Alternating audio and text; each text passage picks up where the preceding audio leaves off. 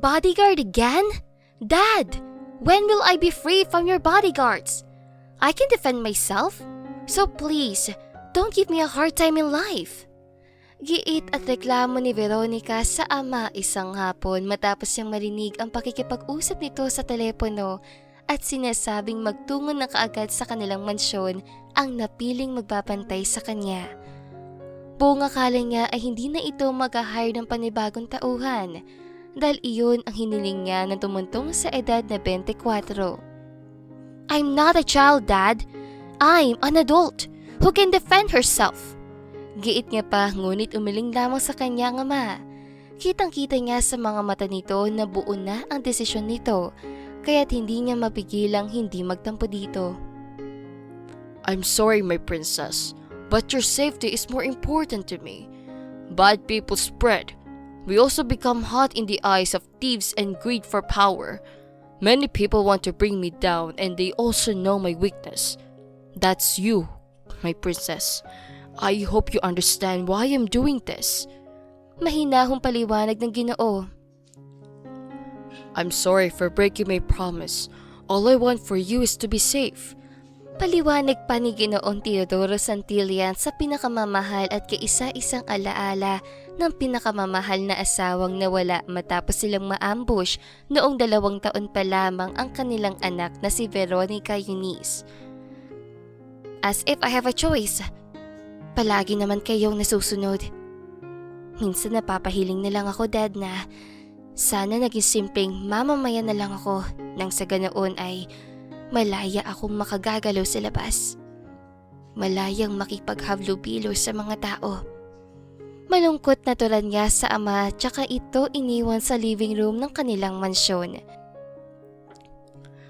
Napabuntong hininga naman si Teodoro. Gustuhin niya manghayaan ng mga nais ng anak ay hindi naman maaari. Lalo at kabi-kabilaan ng mga pagbabanta sa buhay niya, lalong-lalo na sa kanyang anak. Mas gugustuhin ng Ginoo na magtampo at magdamdam sa kanya ang pinakamamahal na anak, matiyak niya lamang ang kaligtasan nito. Sa silid ay nilakasan ni Veronica Eunice ang musika. Makakaindak man ng tugtog ay hindi iyon nakatulong sa simangot na dalaga. Gusto niyang lumabas. Gusto niyang mag-shopping maghapon. At pagdating ng gabi ay magbabar kasama ang mga kaibigan. Ngunit papaano siya makakalabas kung mayroon na siyang bantay na matamang nagmamanman? Papaano niya nasabi na dumating na ang bodyguard niya?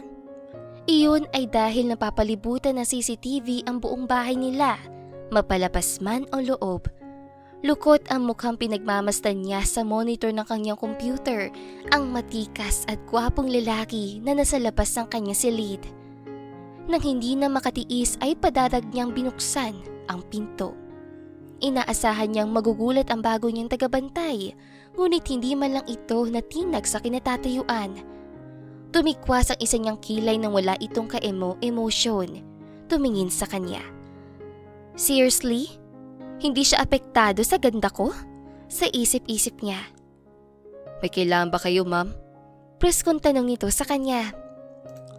Yes, I have to kick you out of my sight.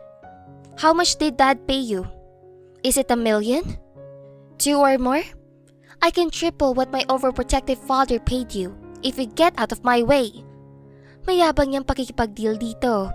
Ngunit hindi man lang niya nakitaan ng interes ang lalaki. Seryoso pa rin ito habang nakatuon ang abuhing mga mata sa kanya. Higit pa sa pera ang dahilan ko kaya ako pinasok ang trabahong ito. Sumumpa ako sa isang tao na poprotektahan ka anuman ang mangyari.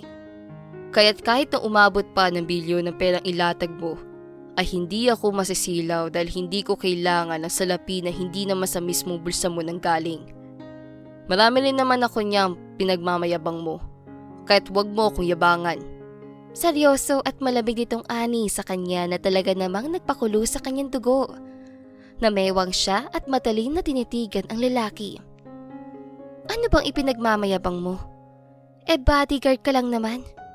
Ang yabang mo masyado. Isumbong kaya kita sa tat ko. Sasabihin kong masyadong magaspang at bastos yung bunganga mo.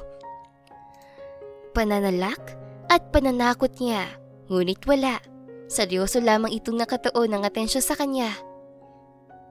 Ah! Ano ka, statue? No reaction ganon? Tch, you're wasting my precious time.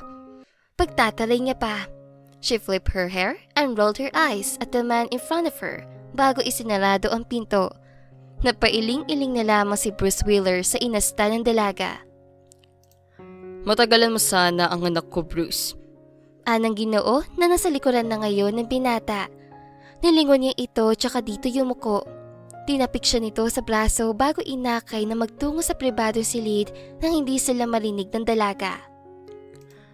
Ako na ang humihingi ng dispensa sa kagaspangang ipinakita sa iyo ng anak ko. Masama lamang talaga ang loob niya. Hindi niya rin kasi gustong mayroong nakamasid sa bawat kilos niya. Higit sa lahat ay nakabuntot saan man siya magpunta. Habaan mo sana ang pasensya ko sa anak kong yun. Malungkot ang tono ng Ginoo. Hindi kasi talaga ito sanay na nagtatampo sa kanyang anak. Kailangan itong tiisin nang masiguro niya ang kaligtasan nito. Wala kayong dapat ay hingi na dispensa sa akin, Mr. Santillan. Dahil ako ang nagkusang lumapit para sa trabahong ito. Utang ko sa asawa ninyo ang buhay ng aking mahal ng ina. Kung hindi dahil sa idinonate na organ ng iyong asawa ay hindi na namin makakasamang inang bumuhay at tumaguyod sa amin. Tumatanaw ako ng utang na loob at bilang ganti ay handa akong ibuhos at ipagsangkalan ang sarili ko alang-alang sa kaisa-isa ninyong anak. Saadyang nagpangiti ng tipid sa kaharap. Maraming salamat, Bruce. Ipagkakatiwala ko na sa iyo ang kaligtasan ng mahal kong anak. Sa iyo ako aasa habang nasa ibang bansa pang taong magiging kapares ang aking anak pagdating ng tamang oras. Yun lang naman. Sige na, bumalik ka na at pakisiguro ang kaligtasan ng anak kong yun. Bantayan mo na maigi dahil mahilig si Veronica na takasan ng mga nauna niya ng bodyguard. Ani nito na maagap niyang tinanguan. Lumabas na si Bruce sa silid at diretsong bumalik sa pwesto. Katabi lamang na dalaga ang kanilang silid kaya't madali sa kanya na malaman ang bawat galaw nito. Malakas ang pandaman niya, kaya batid niyang nagmomorokolyo ang dalaga sa loob ng silid nito. Sumapit ang gabi na pinakahihintay ni Veronica. Tumunog ang kanyang cellphone kaya agad niya iyong kinuha tsaka tinanggap ang tawag. V, nasan ka na? Narito na kami sa Angel's house. Ikaw na lang ang hinihintay namin. Hindi kami magsisimula hanggat wala ka dahil boring ang gabi kapag kulang ang barkada. Ani ni Sofia, isa sa mga kaibigan niya. Nasa bahay pa ako. Hinintay ko lang na makatulog ang lahat. Medyo nahihirapan ako ngayon dahil sa ibinigay na namang bodyguard sa akin ni Dad. Para pa namang kabuting isang yun. Sumusulpot sa kung saan tapos ang lakas pa ng pandama. Pero hindi siya uubra sa akin. Tingnan lang natin kung hindi siya ni Dad pagalitan kapag nagawa kong tumakas ngayong gabi. Ang hang up na, hintayin niyo ako. Promise, darating ako. Hindi ako makakapayag na hindi ko ma-enjoy ang gabing ito. Anya sinang-ayunan naman kaagad ng kaibigan na sa kabilang linya. Huminga ng malalim si Veronica nang kunin ang mataas niyang sandals. Dahan-dahan niyang binuksan ng pinto ng kanyang silid. Bigil hiningang nilingan niya ang paligid at nang masiguradong wala ng ibang tao, kising maliban sa kanya, ay patingkayad siyang nagtungo sa veranda. Sinilip niya ang baba. Napalunok siya dahil ngayon niya lang nagagawin ang pagtalon mula sa ikalawang palapag ng kanilang mansyon. Kaya mo to, V. Pag-cheer niya sa sarili. Hindi ka naman mababalian dahil makapal ang Bermuda. Sige na, V. Tumalon ka na. Anya pa sa sarili. Huminga siya ng malalim bago sumampa. Medyo nalula pa siya ng silipin ng ibaba.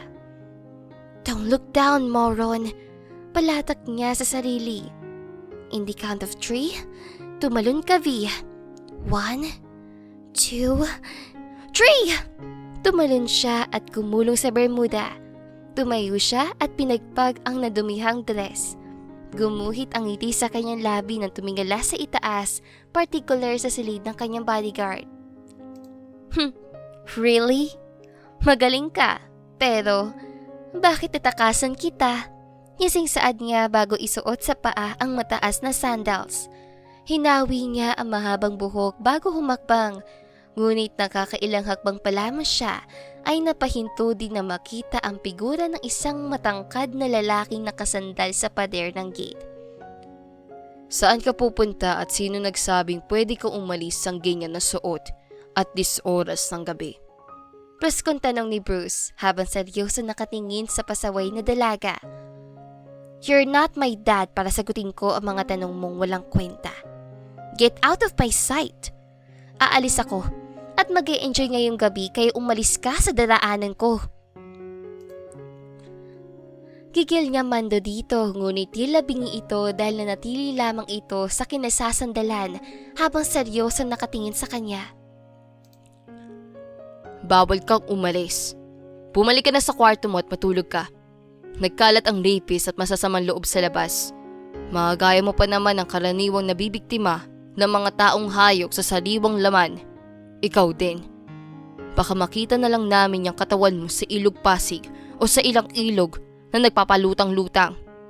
Pananakot niya sa dalaga. Kita niya ang ginawa nitong paglinok ngunit ang mukha ay nanatiling mataray sa kanya. Bata na lang ang maniniwala sa mga pananakot mo. You're just tricking me. Tutuloy ako dahil hinihintay na ako ng mga girlfriends ko. Matapang niya sabi tsaka humakbang muli at planong lampasan ng lalaki nang hawakan siya nito sa palapulsuhan niya. Ano ba? Bitawan mo nga ako? Pilit niyang binabawi ang kamay dito. Nanlaban siya, sinubukan niyang apakan na ang paa nito ngunit mabilis itong nakakaiwas. Sinubukan niya ring tamaan ng kahinaan nito ngunit bigo pa rin siya dahil ang bilis itong umiwas at tumipensa sa kanya. Ah! Let me go! Ano ba? Maghihintay na sa akin ang mga kaibigan ko. Hindi nga sabi pwede.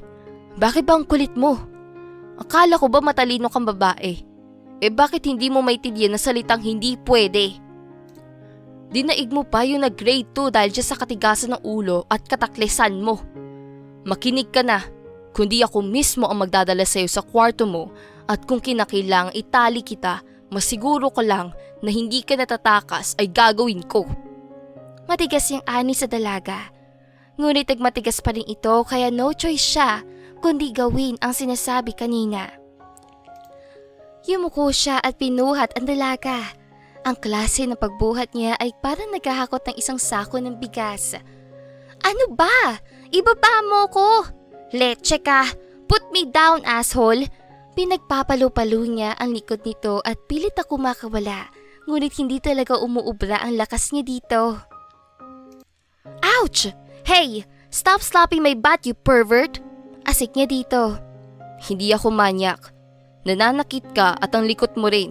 At kapag hindi ka tumigil sa kakatalak mo dyan, ay mas lalakasan ko ang paghampas sa puwet mo. Bantayan niya sa dalaga na ikinatahimik dito. Good girl. Ngising-an niya.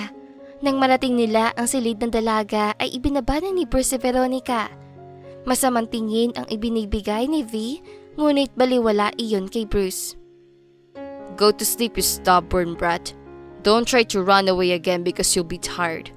It will be a shame for me if I could get away with a scolding, naughty, and rebellious woman like you. Anya dito. Sinadya niyang pantayan ang kinasanayang language nito nang malaman nitong hindi siya basta-bastang bodyguard lamang. Get out of my room! Gigil at namumula sa galit na itinuro niya ang pinto. Sobra siyang nainsulto sa mga salitang binitawan nito. Ngayon lamang siya sinabihan ng stubborn, brat, naughty, and rebellious, kaya talaga nagpanting ang tenga niya. I'm just doing my job. Nagpapakatotoo lang din ako. Suwail kang babae. Pagdidiin niya sa pagkatao ng dalaga. I said get out! I don't need your useless opinion. Isa ka lamang mababang na tao na pinabayaran para pagsabihan ako. Binabayaran ka para siguraduhing ligtas ako. Lumagpas ka sa linya, Mr. Miller. Wala sa trabaho mo ang insultuhin ako. You're insulting me either, Miss Santillan. Agap na saad ni Bruce. You're the first who insulted me. I'm just returning it to you so you can feel what it feels like to be insulted. Anya rito, pagkuha ay iniwan na ito sa kwarto. Ah! I hate you! Nagpapapadyak siya sa inis. Nanubigti ng kanyang mga mata dala ng galit na nararamdaman para kay Bruce. Ang kapal na mukha niyang insultuhin at husgahan ako. Bakit? Kilala niya na ba ako ng lubos para sabihan ng mga below the belt niyang opinion? How dare he? Pagpapatuloy niya, kinuha niya ang cellphone sa purse, tsaka tinawagan si Sofia. V, ano na? Namumuti na mga mata namin dito sa kakahintay sa iyo, oh. Makakarating ka pa ba? Pungad sa kanya ni Sofia na sagutin nito ang tawag niya. Hindi na ako makakapunta, Sof. I'm sorry pero hindi ko kayang masabayan ngayong gabi. Enjoy the night. Bye. Dismayadong anya bago ibaba ang linya. Hindi niya na hinintay pang magsalita ang kaibigan dahil gusto niya nang magpahinga. All I want is to enjoy the night kahit isang beses lang. Bukas ay busy na naman sa kumpanya. Nakakainis ka kasing lalaki ka. Hanging with my friends na nga lang ang pahinga at kalayaan ko ipinagbawal mo pa. I'll make you pay for ruining my night. Hintayin mo ang ganti ko. Gigil niyang wika bago nagtungo sa walk-in closet para magpalit ng damit pantulog. Bago mahiga ay naglinis muna siya ng mukha pagkatapos ay naglagay ng sariling produkto na night cream. Pinahiran niya rin ng lotion ng mapuputing braso pati na ang mahaba niyang binti. Napabuntong hininga siya nang tignan ng sarili sa vanity mirror. Walang maipipintas sa panlabas niyang anyo. Perpekto at pinapangarap ng mga kababaihan ang taglay niyang kagandahan pati na ang magandang buhay na tinatamasa niya. Ngunit pagaman perpekto na ang buhay niya ay hindi siya nakakaramdam ng kaligayahan dahil wala siyang kalayaan. Minsan ay gusto niya nalang iwanan ang lahat nang maging malaya naman siya. Ngunit magiging makasarili siya kapag ginawa niya iyon, lalo at siya na lamang ang inaasahan ng mahal niyang ama. Naiintindihan niya naman ng ama. Gusto lang naman itong siguraduhin ang kaligtasan niya. Ngunit minsan ay nakakasakal na ang sobra-sobrang pag-iingat sa kanya ng ama. Hindi naman na siya bata. Ilang buwan pa ay 25 na siya. Gustuhin man niyang tumayo sa sariling mga paa ay hindi naman siya pinahihintulutan ng ama. Bukod sa wala na siyang kalayaan na gawin ng mga bagay na nakapagbibigay ng kasiyahan sa kanya, ay wala na rin siyang kalayaan pumili ng lalaki na nanaisin niyang makasama dahil pinagkasundo na siya ng ama sa isang bilyonaryo na ngayon ay nasa Italy dahil naroroon ang kumpanya nito at iilang negosyo sa iba't ibang panig ng mundo. Mariin siyang tumurol noon, ngunit dahil ama niya ang palaging nasusunod ay wala na siyang nagawa kundi ang maging tau-tauhan. Pakiramdam niya ay isa siyang puppet sa poder ng ama. Napabuntong hininga siya na suklayin ang bagsak at mahabang buhok. Bukas niya na ipapakita sa publiko ang bagong produkto ng kumpanya ng yumaong ina. Siya lang naman ang nag-isang tagapagmana ng yumaong ina, kaya't sa pangalan niya na ipasa ang pamamalakad ng Empress Company.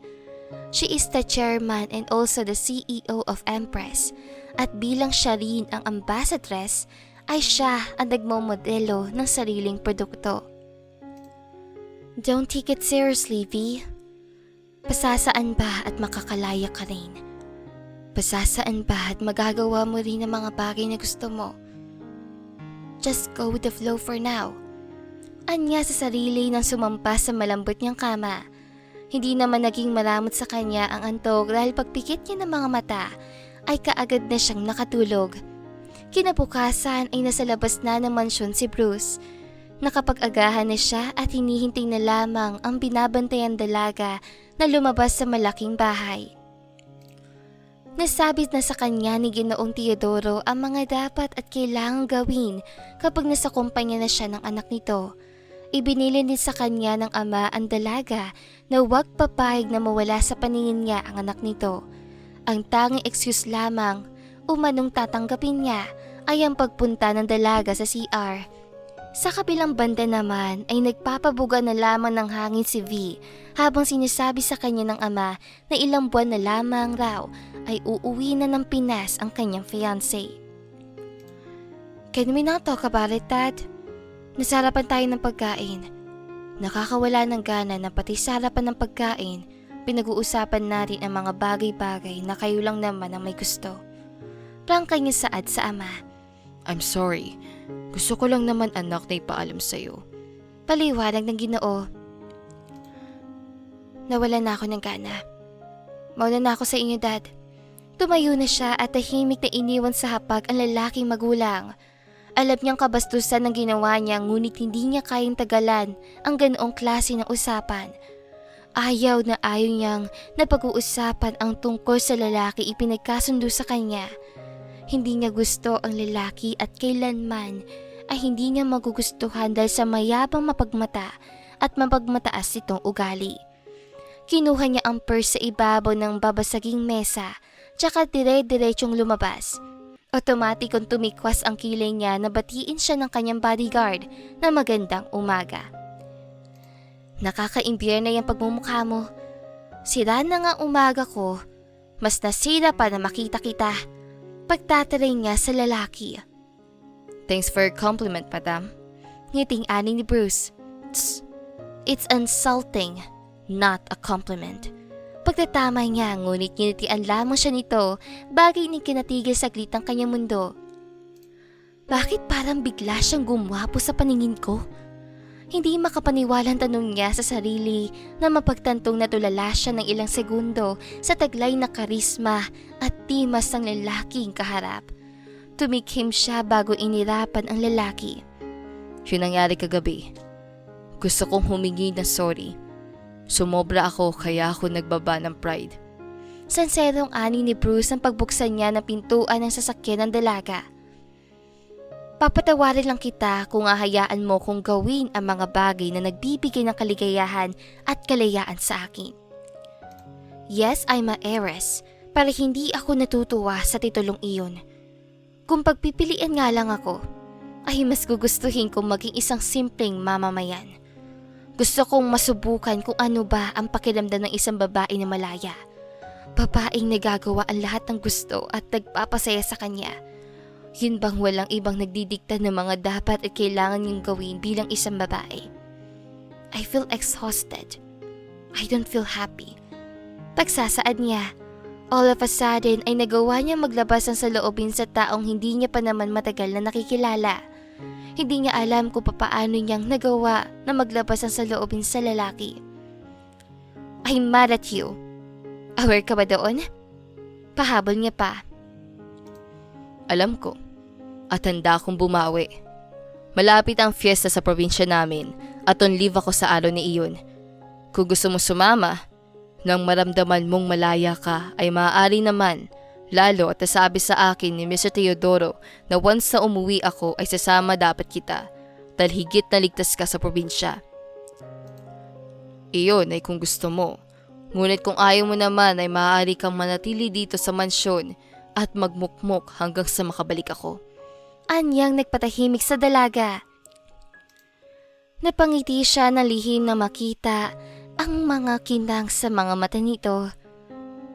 Sasama ako. Kailan ba? Desididong tugon niya.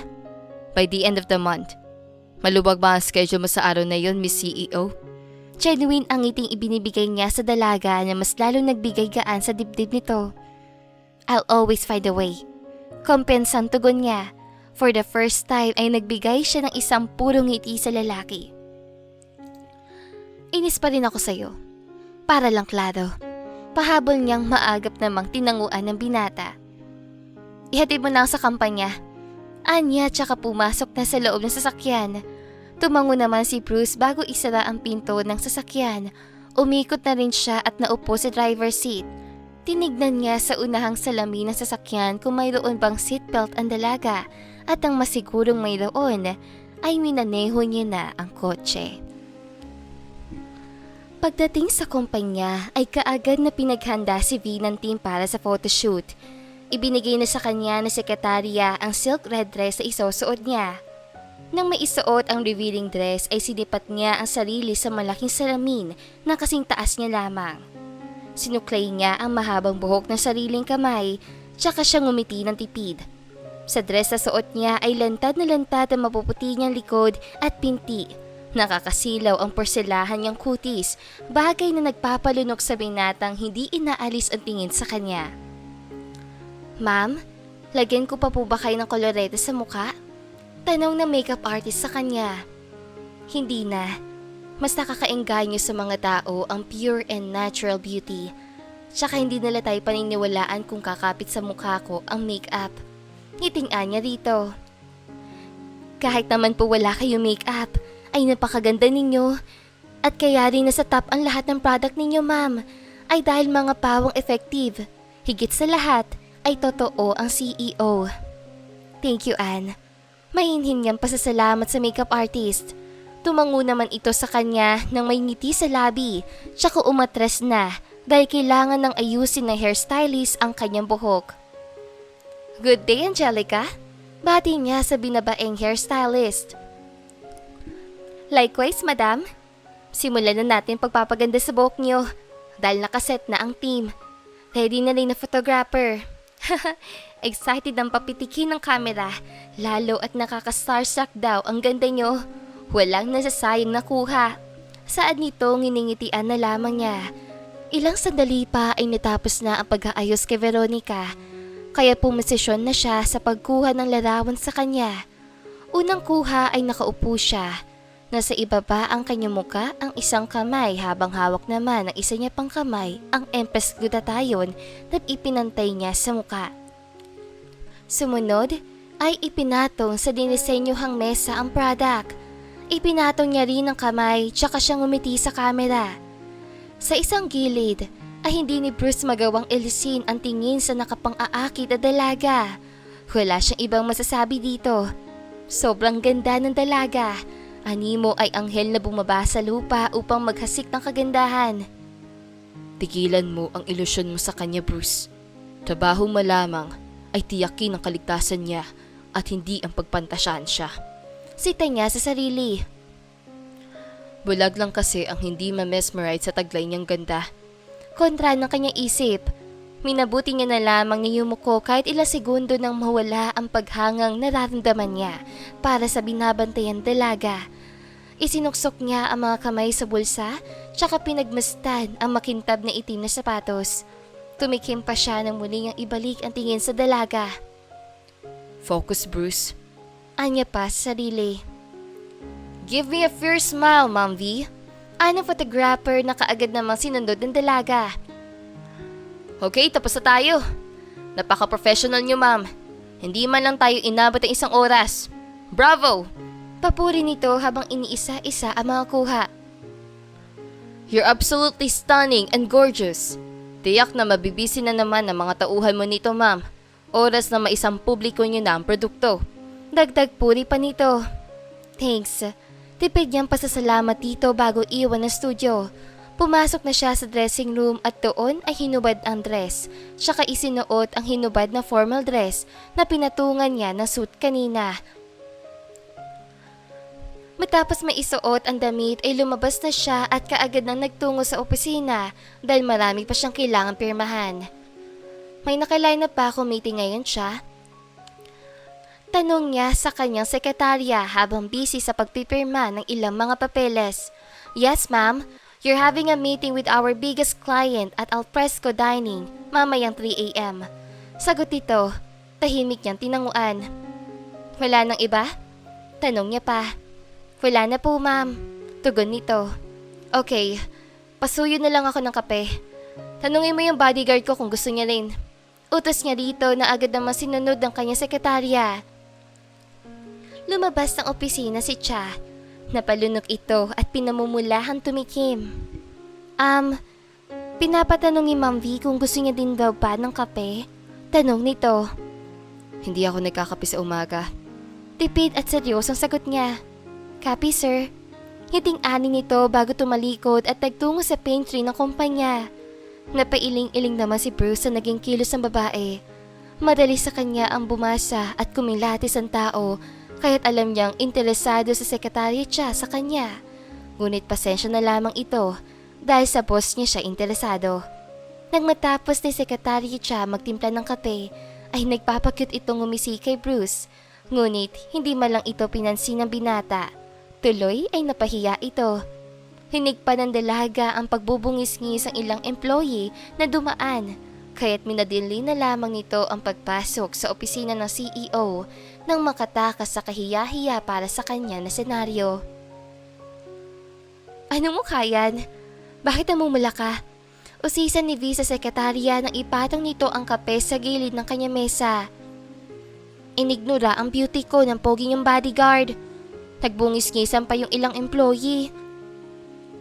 Napapakamot ulong sagot nito habang ikinasalubong ng kilay ng dalaga.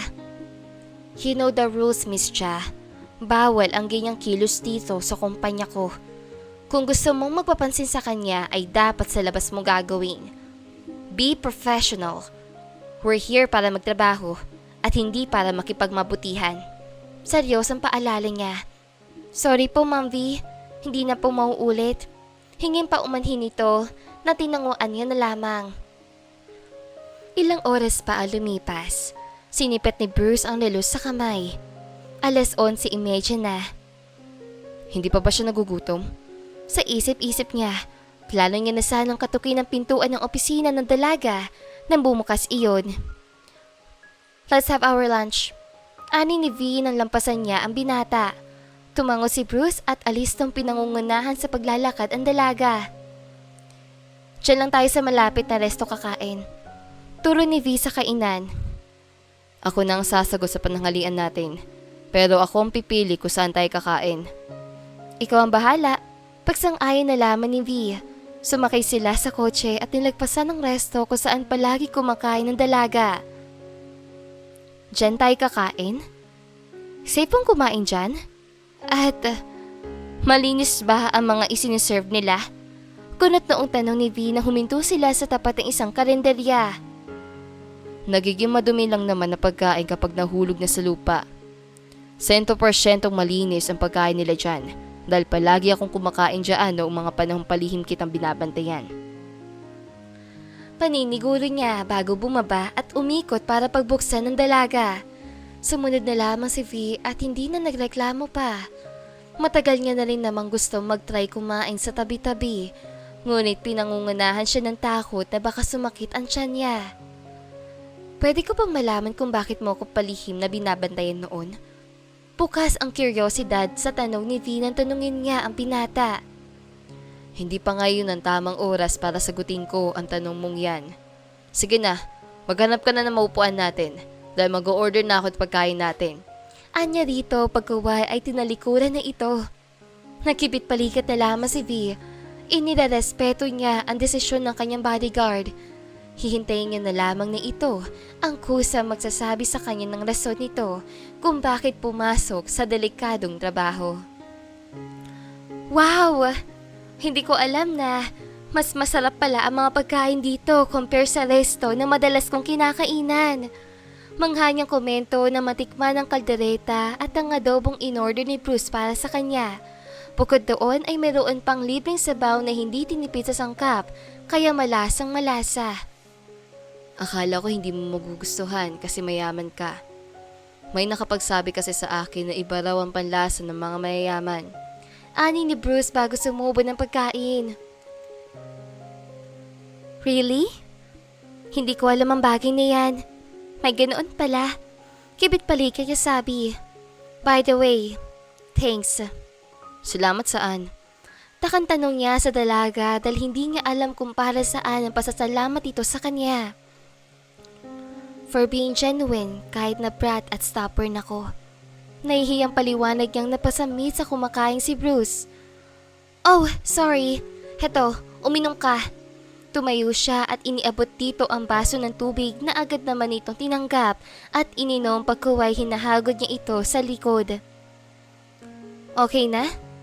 Oo, salamat. Kamot ulong pasasalamat niya dito. Mukhang dinamdam talaga nito ang mga binitawan niya salita, bagay na hindi niya naman sinasadya. Pasensya ka na ulit sa mga nasabi ko. Dala lang iyon ng emosyon. Pangako hindi na mauulit. Anya dito. Okay lang. Sa totoo lang, tama ka naman na brat at stubborn ako. Pero sa'yo lang naman at sa mga naunang bodyguard ko dahil ayoko talagang binabantayan ako. Susubukan ko maging komportable kapag kasama ka. Pero sana lang wag ka naman sana mahigpit katulad ni Dad dahil hindi ako makahinga. Nakakasakal. Sana maintindihan mo kung ano ang pinupunto ko. Pahayag nga sa mababang tono. May lakad ka ba mamayang gabi? Imbis na tumugon sa lahat ang sinabi ng dalaga ay nagtanong siya dito. Bumalik naman muna si V sa kanyang upuan. Bakit mo naitanong? Takan tanong niya. Wala lang. Naisip ko lang na pagbigyan ka sa mga nakasanay mo ng gawin. Pero yun nga lang 1 o 2 beses lang hindi na pwedeng matatluhan dahil malalagot ako. Anya nagpalaki sa mga mata ni V. Malawak itong ngumiti at kulang na lang ay dambahin siya ng yakap sa sobrang tuwa. Hindi nga naman mapigil ang mapangiti sa naging reaksyon nito. Thank you, Bruce. Okay na ako sa 2 beses. Basta't makalabas at makasama ko lang ang mga kaibigan ko. I miss them. Kahit na mga loka-loka sila ay masasabi ko mga totoo ko na lahat sila ay totoo sa akin. They're my friends through ups and down. Nagagalak yung ani sa binata. Mamaya, pwede na bang i-redeem ko yung 1 to 2 times sa kalayaan? Nangungusap ang mga matang tanong niya na maagap na tinanguan ni Bruce. Yes, thanks a lot Bruce. You're the best. Sa sobrang tuwa ay kinundatan niya ito. Pahagad na lamang na nagtawa si Bruce sa ginawang pagkindat sa kanya ni Veronica. Nakakamangha dahil may ganoong side pala ang dalaga. Bubbly and cute, bagay na mas nagpatagdag sa paghangang nararamdaman niya para dito. Since we're okay na, pwede mo na rin akong tawagin V. Ayoko kasing tinatawag ako sa first name ko, lalo na kapag complete name. Pag matanda wika niya pa. Maganda ang pangalan mo. Parang ikaw lang. Pero, sige, Miss V. Isang genuine na ngiti ang ibinigay niya sa dalaga, bagay na sinuklian naman ito ng isang matamis at purong ngiti. Busin na natin to dahil matatapos sa ang lunch break. Saad niya nang sipatin ang oras sa suot na relos. It's okay, I'm the owner of the Empress. Preskong saad ni V na tinawanan lamang ni Bruce. Sa patuloy nilang pag-uusap ay hindi nila namamalayang naubos na pala nila ang in-order ng pagkain. Nagustuhan ko yung mga pagkain doon sa hapag ni Lily. Bukas, kung gusto mo, treat mo ulit ako pero ibang putahe naman nang matikman ko lahat. Oo ba? Basta wag ka lang magsusungit. Kondisyon niya habang naglalakad sila patungo sa pinaparkihan nila ng sasakyan. Pinagbuksan niya ang dalaga at sinigurong hindi mauuntog ang ulo nito. Umikot na rin siya nang makapasok na si V. Agad niyang binuhay ang makina nang maikabit na nito ang seatbelt. Deal, tugon ni V. So, ilan naman ang nagastos mo sa kinain natin? Curious na tanong niya nang umandar ng sasakyan. 200 lang, lahat-lahat. Agad niyang sagot. What? 200 pesos lang? Gulat na bulalas itong tinanguan naman agad ni Bruce. Grabe yung gulat natin Nakakagulat nga namang mas mura yung masarap at sulit na pagkain kaysa sa mga mamahalin. Tugon niya habang nakatuon ang mga mata sa daan. Paminsan-minsan niyang sinisilip sa salamin si V. At kapag nagkasalubong ang mga mata nila, ay ngumingiti ito na ginagantihan niya naman agad. Magbubukas sanang muli si V ng usapan nang mag-vibrate ang cellphone niya na nasa purse. Kinuha niya iyon at tinignan ko sino ang nag-send sa kanya na message at nang mabasa ang invitation ni Lucy, isa rin sa mga kaibigan niya ay napangiti siya. Nakamot niya ang noo dahil nawala sa isipan niya na ngayon pala ang kaarawan ni Lucy sa sobrang busy na dinagdagan ng stress ay nawala sa isipan niya ang kaarawan ng kaibigan. Sa Lux Jewelry tayo, Bruce. Maghahanap ako ng magandang pangregalo kay Lucy. Utos niya dito na magtaas siya ng tingin. Sige, pero pwede bang malaman kung ano meron? O sisa niya. Birthday ni Lucy ngayon. Isa sa mga matalik kong kaibigan. Nag-send na lang siya sa akin ng invitation dahil wala raw siya nadatnan sa opisina ko. Ayaw niya namang iwanan ng invitation sa office. Dahil baka daw sumulpot si Dad. Paliwanag niya. You will be my escort, kaya kailangan natin maghanap ng damit na babagay sa'yo. Anya pa. Hindi na kailangan niya, V. Tsaka, mas komportable ako sa mga damit na pang sibilyan. Agad niyang tanggi. No! Hindi ako papayag na putyo-putyo lang ang suot mo. Look, I'm not insulting you, okay? Gusto ko lang na mainggit ang mga bruha kong kaibigan dahil mayroon na akong bodyguard na malaamo na Mobile Legend na kagapuhan. Alam mo kasi Bruce, ay yung mga nagdaang bodyguard ko ay mga mukhang chokoy. Kaya pinagtatawanan nila ako. Pero ngayon, sigurado malalaglag ang mga panga nila because my bodyguard is oozing hot and handsome. Mahabang paliwanag niya. Gumuhit ang ngiti sa labi ni Bruce matapos marinig mula sa bibig ng bumihag sa kanyang dalaga na nagagapuhan ito sa kanya. Dama niya ang pag-iinit ng tenga. Anong ibig sabihin niya mga ngiti mo, Mr. Miller? Hindi ko alam na nagagapuhan ka pala sa akin. Bukod doon ay hot pa. Sarap lang sa tenga na makatanggap ng papuri mula sa isang ambassadress at CEO ng pagmamay-aring kumpanya. Kaya hindi ko mapigil ang mapangiti. Paliwanag niya. Tss, sinasabi ko lang naman ang totoo. You're handsome at wala akong makitang kapintasan sa'yo. I'm just being honest so don't take it seriously. Baka lang isipin mong hinahangaan kita. I'm getting married soon, kaya imposibleng magkagusto ko sa iba. Wika niya bago tumingin sa labas ng bintana ng sasakyan. Mahal mo ba? Hindi niya mapigilan ang sarili na hindi iyon itanong. Hindi. At hindi ko siya kailanman magugustuhan. Ang gusto ko sa lalaki ay maginoo at mayroong pagpapahalaga sa damdamin ng babae.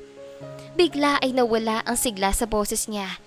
Napabuntong hininga siya nang makita na magkasinta ang masayang magkahawak kamay. Kitang-kita ang pagmamahal sa dalawa.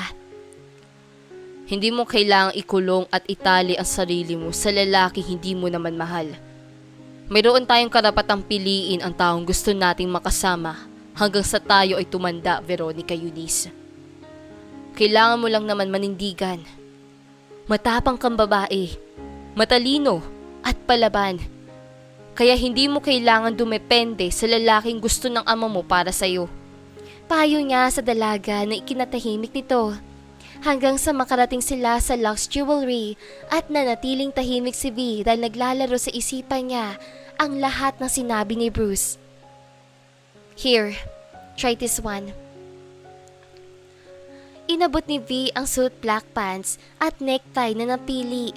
Nasa shopping center na sila at kasalukuyan naghahanap ng may susuot nila para sa party matapos silang bumili ng ipangreregalo sa birthday celebrant. Tinanggap na lamang ni Bruce ang kasuotang napili ni V para sa kanya at agad iyong isinukat sa dressing room. Nang maisuot ay lumabas na siya. Lihim na lamang siyang napangiti nang matulala ang dalaga sa kanya. Bagay sa'yo. Kukunin na natin yan.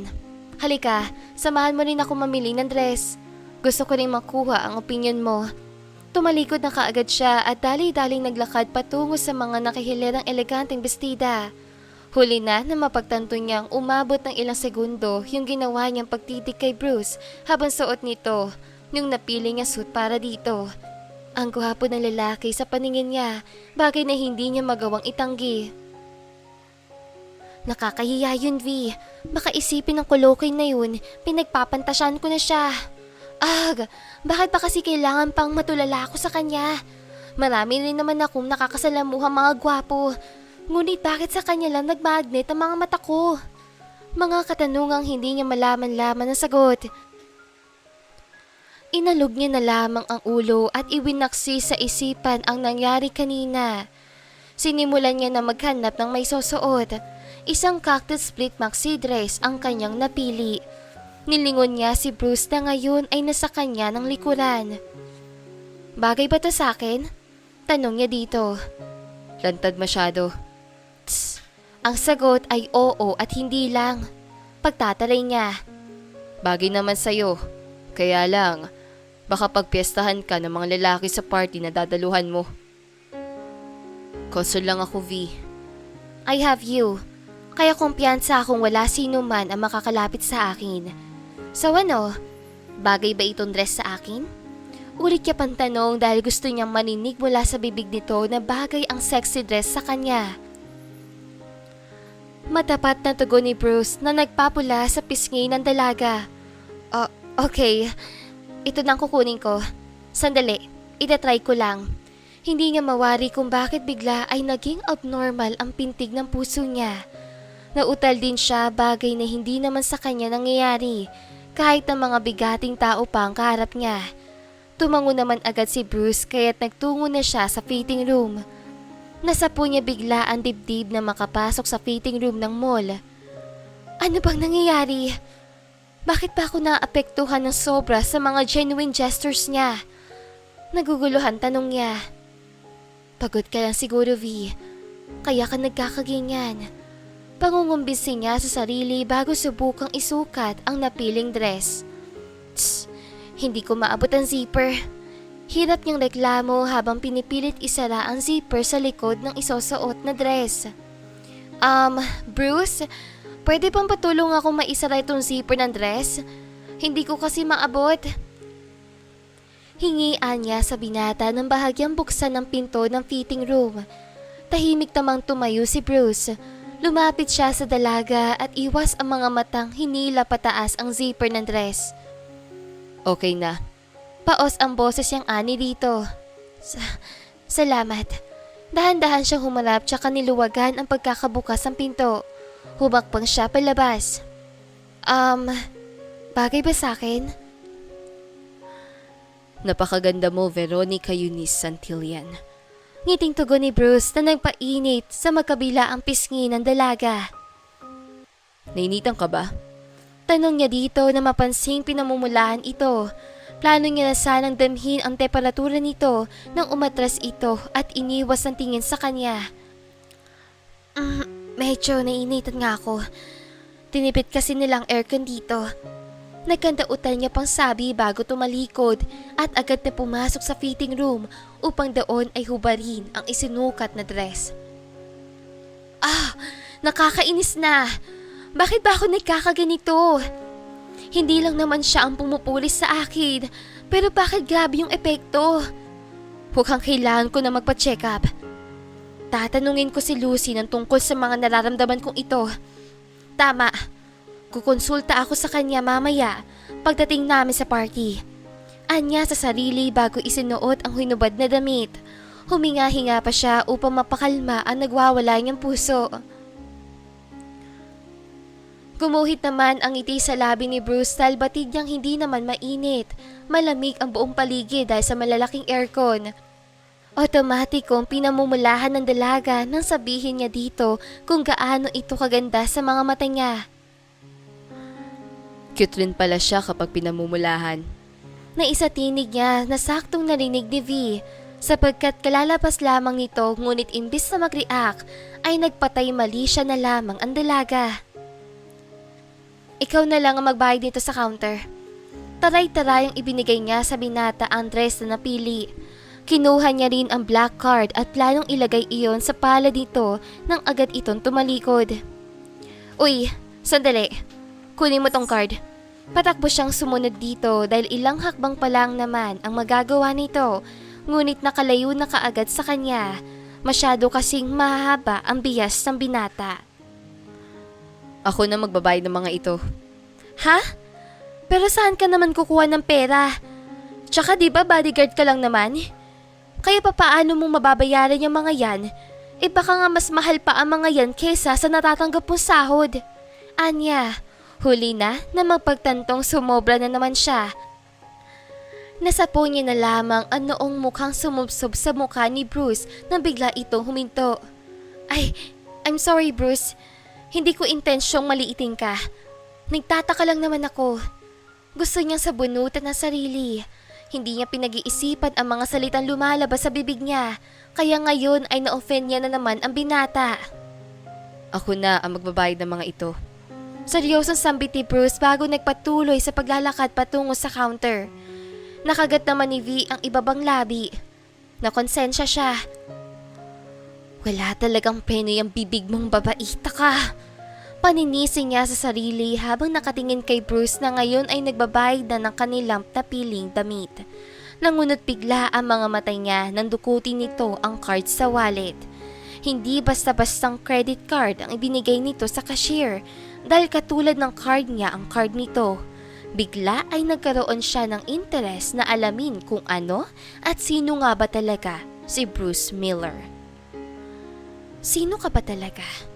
Walang boses niyang tanong habang nakatuon ang mga mata niya sa seryosong binata na ngayon ay tahimik na nagmamaneho.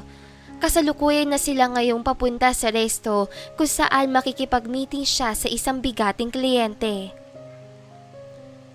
Hindi mo naman na ako kailangang samahan pa sa loob. Anya na makarating sila sa isang malaking resto. Tungkulin kong siguraduhin ligtas ka, kaya't hindi maaaring hintayin na lamang kita dito sa labas. Lead the way, Miss V. Seryosong saad ni Bruce. Napabuntong hininga na lamang si V bago humakbang papasok. Ramdam niya ang pagsunod sa kanya ni Bruce. Binati sila ng staff at inassist patungo sa upuan ng kliyente ni V. Seryoso nagmasid si Bruce sa paligid. Ramdam niya ang pasimpleng tingin sa kanya ng dalaga. Ngunit iniignora niya na lamang iyon at umaaktong hindi niya napapansin ang mga nakaw tingin nito. Natapos ang meeting ngunit nanatiling tahimik at seryoso si Bruce. Hindi niya kasi inaasahan ang mga binitawang salita ng dalaga kanina. Hindi naman siya rito galit. Medyo nadismaya lamang siya dahil masyadong mababa ang tingin nito sa kanya porket bodyguard lamang siya nito. Bruce, yung mga nasabi ko kanina, I'm sorry. Hindi ko naman intensyong maliitin ka. Medyo nagulat lang talaga ako na sabihin mong ikaw na ang magbabayad ng mga isusuot natin mamaya. Paliwanag niya na makauwi sila sa kanilang mansyon. Wala ang kanyang ama. Mayroon itong business trip kaya't sila lamang ni Bruce at ng mga katulong ang nasa mansyon. Hindi porket isa lamang akong bodyguard ay wala na akong kakayahang bumili ng mga mamahaling bagay. Mayroong kasabihan na, don't judge the book by its cover. Malay mo, pinag-ipunan ko pala yung pera. Ngunit huwag kang mag-alala dahil wala naman yung sa akin. Kaya hindi mo kailangang humingi ng sorry. Magpahinga ka na. Dito lang ako at sisiguraduhin walang sino man at kahit na anuman ang maaaring makapanakit sa'yo. Ngumiti siya sa dalaga na makapante at mawala na ang konsensya na nadarama nito. Hindi niya rin naman kayang tiisin ang dalaga. We're okay, right? Magiging escort pa rin naman kita sa party mamaya? Paniniguro niya na agad namang tinanguan na binata. Oo. Sige na. Magpahinga ka na muna. Dadalhan na lang kita ng merienda. Marahan niyang ipinagtulakan ng dalaga papasok sa kwarto nito. Thanks, Bruce. Huwag mo na akong dala ng merienda dito. Bababa na lang ako para sabay na tayo makapagmerienda. Matamis ang ngiting ibinigay niya sa binata. I'm sorry ulit. Kagatlabing pahabol niya. Paulit-ulit ka sa paghingi na sorry. Okay lang kasi. Nitatawang ani ni Bruce. Ayoko lang kasing nakikita ka seryoso. Para kasing nakakatakot at nakakailang. Mas gusto kong nakangiti ka palagi. Senserong ani ni V. Okay. Simula ngayon ay palagi mo nang makikita ang ngiti sa labi ko. Basta magkaroon ka ng preno sa ilang opinion mo. Kondisyon niya dito na may ngiti sa labi. Noted. Kita ang ningning sa kanyang mga mata na nagpapakumpleto sa araw ng binata. Tumango si Bruce at nagpaalam na maglinis ang sarili.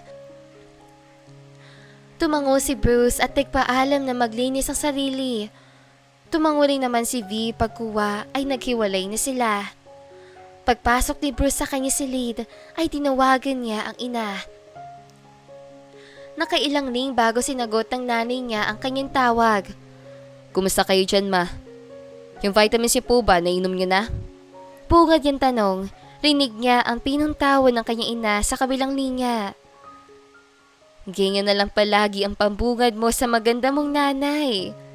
Hindi ko nakakaligtaan ng vitamins ko. Okay na rin ako, anak.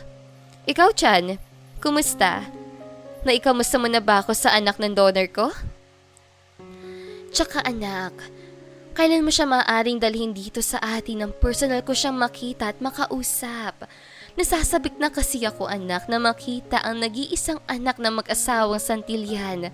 Kakaibang pananabik ang nararamdaman ko sa bawat araw na dumaan marahil dahil sa akin ang puso ng yumaong si Victoria Santillan na ina ng dalaga binabantayan mo. Anang kanyang ina? Sa susunod na araw na ho, inay. Fiesta sa atin kaya nagawa ko siya imbitahan. Okay naman sa kanyang ama. Alam naman ni Ginoong Teodoro ang dahilan ng lahat ng ito kaya panatag siyang hindi mapapaano ang prinsesa niya. Kahit na isama ko pa siya dyan sa probinsya natin. Nga pala, Nay, kumusta ang kumpanya? Wala naman bang nagiging problema? Nagagawa ba ni Samuel ang lahat ng mga ibiniling ko sa kanya? Huwag mong alalahanin ang kumpanyang itinayo mo, anak, dahil napapalakad ng kapatid mo ng maayos ang negosyong pinagsikapan mo. Nga pala, anak, yung si Athena pabalik-balik dito sa atin. Tinatanong ko kailan ka daw bababalik. Aba, iba rin ang tama sa'yo ng kababata mong yun ah. Aba sumasadya pa rito. Malaman lang kung nakauwi ka na o hindi.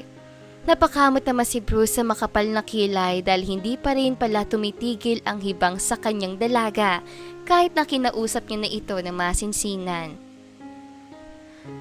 Klinaro ko naman na sa kanya na hanggang kaibigan lang ang maaari kong ibigay. Nagkasundo na rin kaming titigil na siya sa kakahabol ngunit hindi niya naman pala sinunod yung napag-usapan.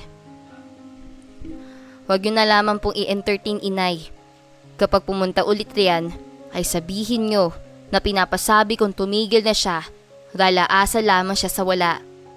Okupado na itong puso ko ng napaka-espesyal na babae. Sino naman itong maswerteng babae na bumihag sa pihikang puso ng gwapo kong panganay? Masayang usisa sa kanya ng kanyang ina na nagpangiti sa kanya. Makikilala niyo rin siya, inay, dahil dadalhin ko siya dyan sa ate sa susunod na araw.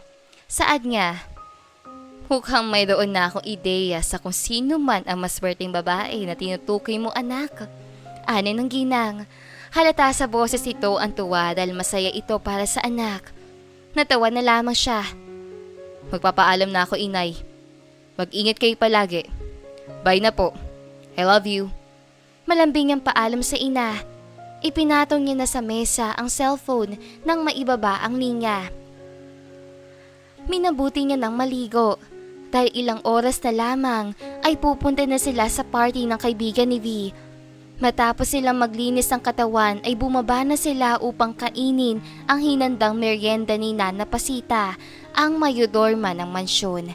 Nagkaroon ng kaunting pag-uusap habang kinakain ang masarap na merienda.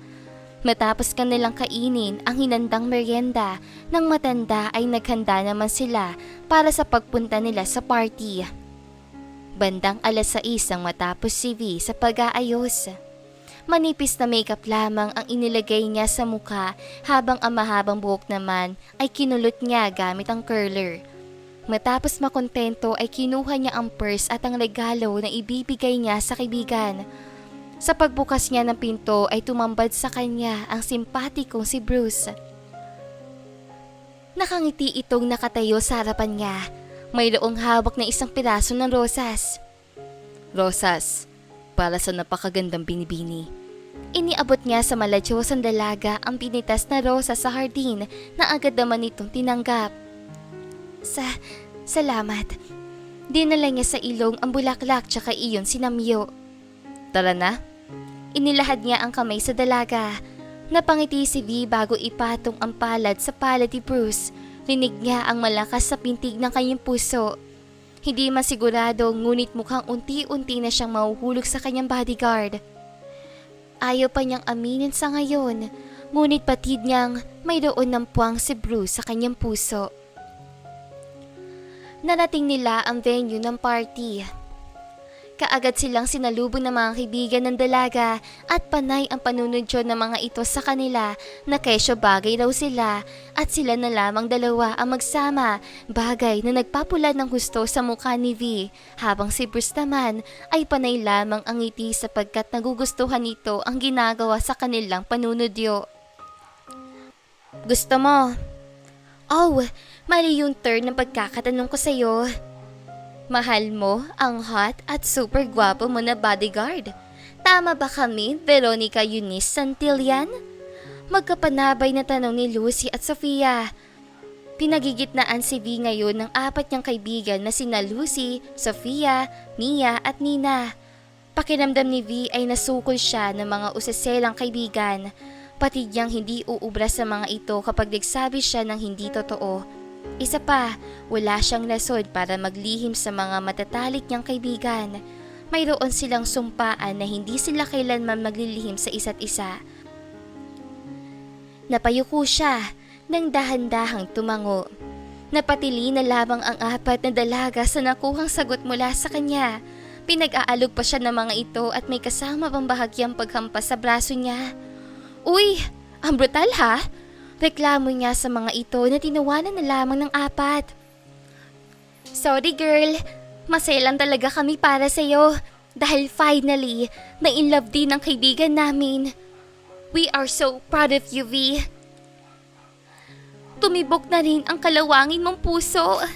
Pulala si Sofia. Kidding aside, ito, tanong lang, di ba may fiancé ka? Anong plano mo? Ipaglalaban mo ba yung feelings mo? O magiging sunod-sunulan ka sa gusto ng daddy mo? Payong kaibigan lang, Via. Piliin mo yung magpapasaya sa'yo. Kasi kahit naman itakwil ka ni Tito, ay hindi ka maghihirap kasi nasa dugo mo na ang pagiging heiress. Sa kumpanya pa lang na ipinamana sa'yo ni Tita Victoria, ay tiba-tiba ka na. Kaya hindi mo kailangang matakot, lalong-lalo na ang maalangan. Maging matapang ka lang. Seryosong payo pa ni Sofia sa kanya. Mayroon na siyang desisyon sa tanong at payong iyon sa kanya ng kaibigan. Ngunit nanatili siyang tahimik. Sa totoo lang, parang familiar sa akin ang pogi mong bodyguard / love of your life. Parang nakita ko na siya sa isang party ng mga businessman at businesswoman.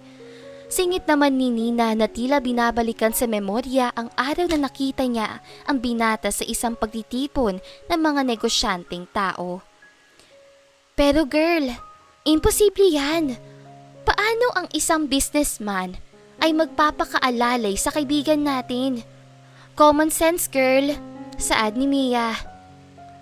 Malay mo, admirer siya ng pogi niyang bodyguard. Kaya mas piniling siguraduhin ang kaligtasan niya kaysa ang asikasuhin ang kung anumang negosyo niya. Pero kung ano man ang totoo, ay full support lamang kaming mga kaibigan mo sa'yo, our dearest friend. Segunda naman ni Nina. Hayaan na lang natin ang best friend natin. Sa ngayon, i-enjoy na lamang natin ang gabi. Ani ni Lucy na agad naman sinang-ayunan ng lahat. Tumugtog ang romantikong musika kaya tagtipon sa gitna ang mga magkasintahan, kabilang na doon ang 4 na kaibigan ni V na pawang mayroong mga kapares. Pwede ba kitang maisayaw, magandang binibini?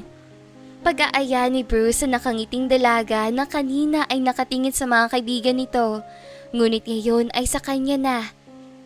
Marunong ka bang sumayaw? Pilyang tanong ni V sa binata. Marunong ako sa lahat ng bagay. Pagmamayabang ni Bruce. Pino na lamang na natawa si V sa naging tugon niya. Tinanggap ng dalaga ang kanyang kamay tsaka sila nagtungo sa gitna.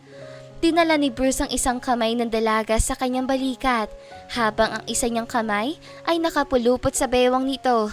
Ang isa pa nilang kamay ay magkahawak.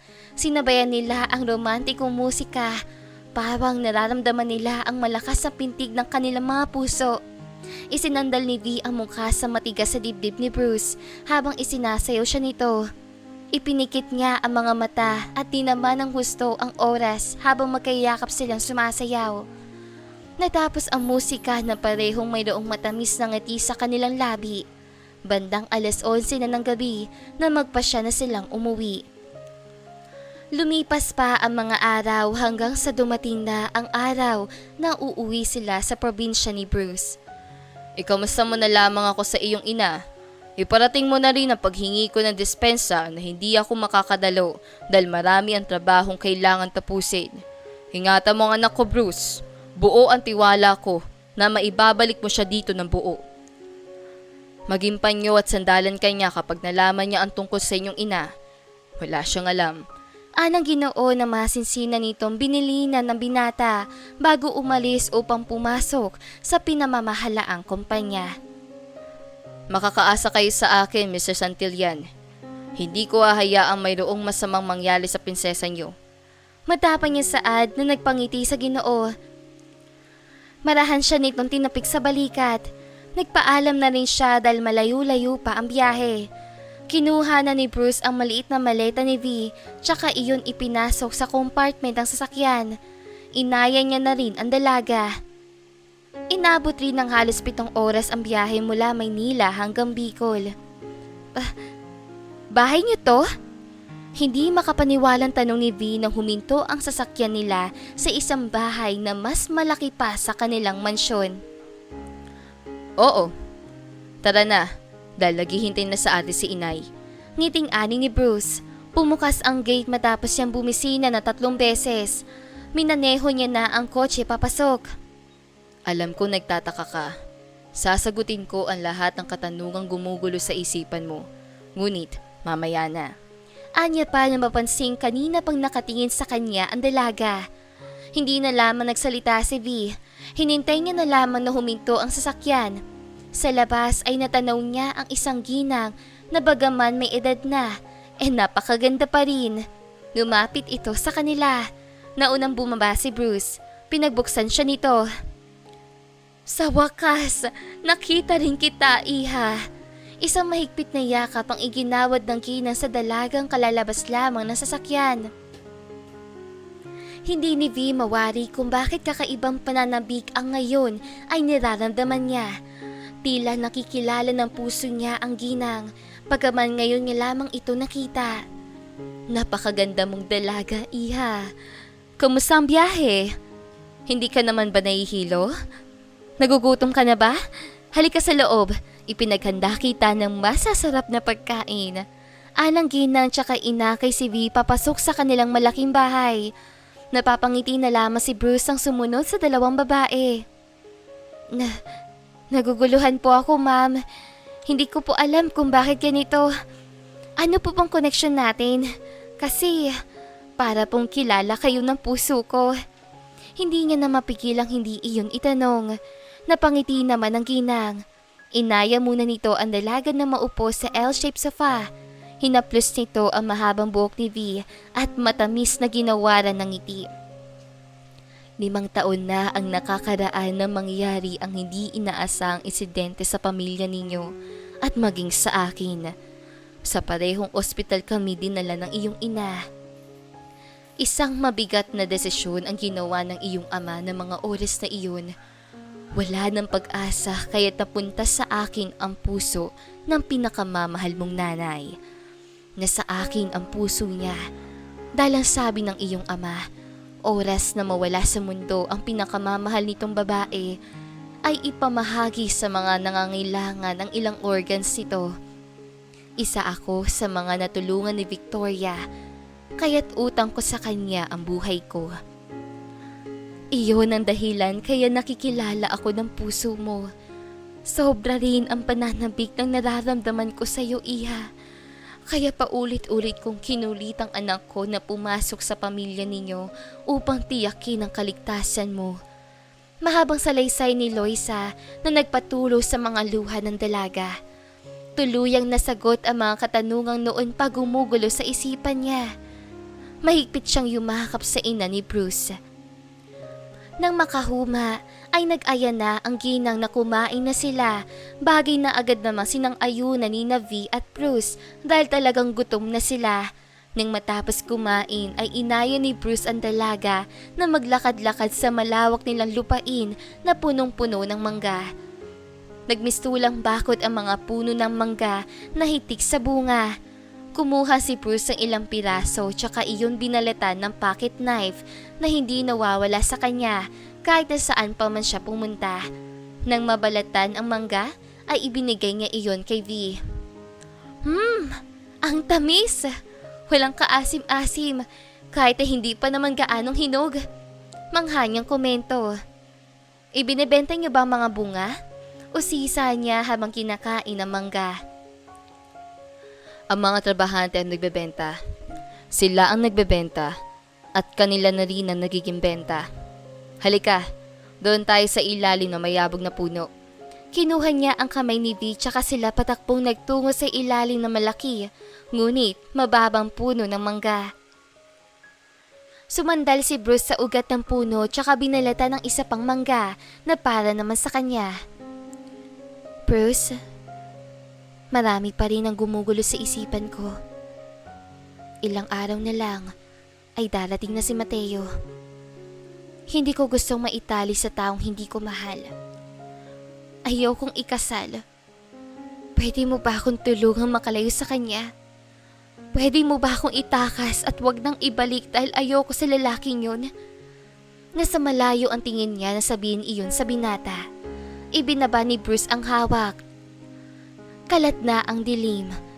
Ngunit nananatiling maliwanag sa kinapupestuhan nila dahil sa maliwanag na buwan. Inabot niya ang palad ng dalaga. Marahan niyang pinisil ang palad niya. Pinaharap niya sa kanya ang dalaga. At marahan niyang hinaplos ang malambot at makinis itong muka. Hindi mo kailangan makiusap dahil talagang ilalayo kita sa lahat. Marahil ay nakakabigla para sa iyo nga aminin kong ito. Ngunit mahal kita. Minahal kita ng buong puso. Matagal na kita pinagmamasdan sa malayo. Nagkaroon lang ako ng lakas ng loob na lumapit sa iyo na maghanap ng panibagong bodyguard ang iyong ama. Hindi ko pinalagpas sa pagkakataon at ngayong nasolo na kita ay hindi na kita kailanman pakakasalan. Mahal kita, Veronica Eunice Santillan. Ikaw lang ang babaeng nagpatibok sa puso ko. Sa'yo lang natuon ang atensyon ko. Hayaan mo sana akong patunayan ang tunay kong nararamdaman. Nangungusap ang mga matang kinabig niya ang dalaga. Buong puso niyang inangkin ang labi nito. Inaasahan niyang papalag at idepensa ito, ngunit nagkamali siya dahil masuyo itong gumanti ng halik sa kanya. Ipinulupot ito ang kamay sa kanyang leeg katulad ng pagpulupot niya sa bewang nito. Hindi nila kayang pigilan ang lumulukob na init sa buo nilang katawan. Walang epekto sa kanila ang malamig na hangin. Hinubad ni Bruce ang kanyang t-shirt tsaka iyon inilatag sa damuhan. Dahan-dahan niyang inihiga ang dalaga at doon ay buong puso nilang ipinadama ang pag-ibig nila sa isa't isa. Buong akala ko, ako lang ang nakakaramdam ng espesyal sa atin. Ni katiting na pagsisisi wala ako dahil mahal na mahal kita. Ipaglalaban kita dahil mahal kita. At ikaw lang ang gusto kong makasama. Saad ni V habang nakayakap siya sa matipunong dibdib na lalaki minamahal. Papayag ka ba kung aayain kita magpakasal bukas sa bukas din? Mayroong kasalang bayan. Doon tayo mag-iisang dibdib. Wala na silang magagawa oras na malaman yung kasal na tayo. Ibibigay ko ang engrandeng kasal oras na masabi na natin sa iyong ama ang lahat-lahat sa atin. Papayag ka ba sa alok ko sa iyo, mahal ko? Oo, Bruce. Maluhaluhang sagot ni V. Sa muli ay muli nilang pinag-isa ang gutom nilang katawan, saksi ang buwan at mga bituin sa kanilang pagmamahalan. Pagsapit ng umaga ay sinikap ni V na umaktong malakas kahit na nananakit ang gitnang bahagi niya. Hindi niya naman inaasahang ganoon pala ang unang karanasan. Masakit, ngunit masarap. Si Bruce na ang umasikaso sa lahat. Bumili na rin ito ng may susuot nila. Tuwang-tuwa si Loisa na sabihin ng dalawa ang planong pagpapakasal. Sa kabilang banda naman, ay hindi ni Teodoro inaasahan ang panauhin sa kanyang mansyon. Mateo, nakauwi ka na pala. Pulalis ito.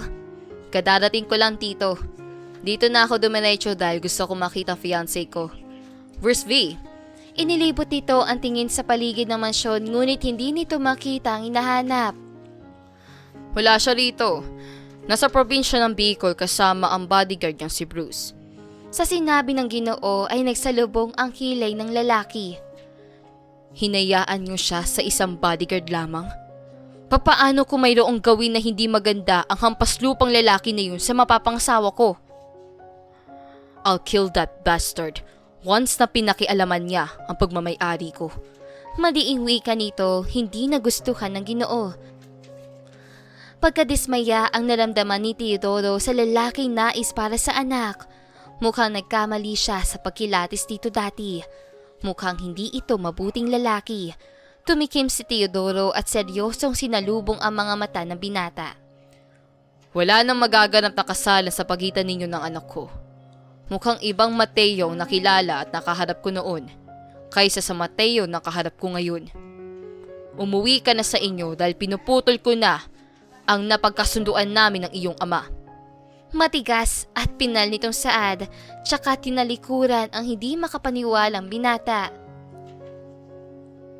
Piko na lamang ni Mateo na iniwan ang mansyon ng mga Santillan. Hindi sa kanya big deal ang nangyari.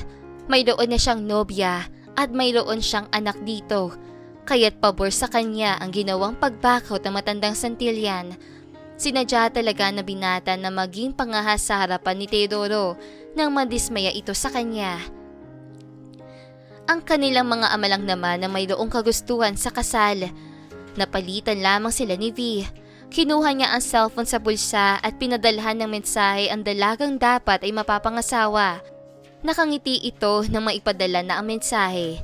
Sunod nitong kinontak ay ang tunay na minamahal na babae. Tinatanggap ko po, Father. Sagot ni na Bruce at V sa paring nagkakasal sa kanila. Masaya nilang tinatanggap ang basbas ng pari. Nang matanggap ni V ang mensaheng ipinadala sa kanya ni Mateo, ay laking tuwa niya. Iniisip niya na lamang ngayon ang kanyang ama. Bagaman nakokonsensya sa ginawang desisyon ng hindi hinihingi ang permiso ng ama, ay mas nag-uumapaw pa rin ang saya ni V dahil sa wakas ay mag-asawa na sila ngayon ng kanyang bodyguard na isa palang business tycoon. Hindi niya pala inaasahang isa rin palang negosyante ang kanyang asawa. Mahal na mahal kita, Veronica Eunice Santillan. Salamat sa pagmamahal at sa pagtanggap sa pagmamahal ko. Pangakong hindi ka magsisisi na ako ang pinili mo. I love you, my queen. Tinawid niya ang distansya ng kanilang mga labi. Palakpakan ang mga taong saksi sa kanilang kasal. Congratulations sa inyo. Gawin niyo agad yung pamangkin ko na magkaroon naman ako ng paglilibangan. Ani ni Samuel, nakababat ng kapatid ni Bruce. Nasa mansyon na sila at kasalukuyang nasa harapan ng hapag. Hindi niyo man lang ako pinaunlakan. Kung hindi pa sa akin sinabi ni Loisa ang ginawa ninyo ay hindi ko pa malalamang nagpakasal kayo. Pulala si Teodoro na kadarating lamang. Dad, sorry po. Patakpon lumapit si V sa ama at tumamba rito ng yakap. Pasensya na po, Mr. Santillan. Mahal ko po ang prinsesa ninyo. At ito lang po ang naisip naming paraan nang sa ganoon ay hindi matuloy ang kasal sa pagitan nila ng lalaking hindi naman niya mahal. Paliwanag ni Bruce ang lumapit sa mag-ama. Hindi ako galit.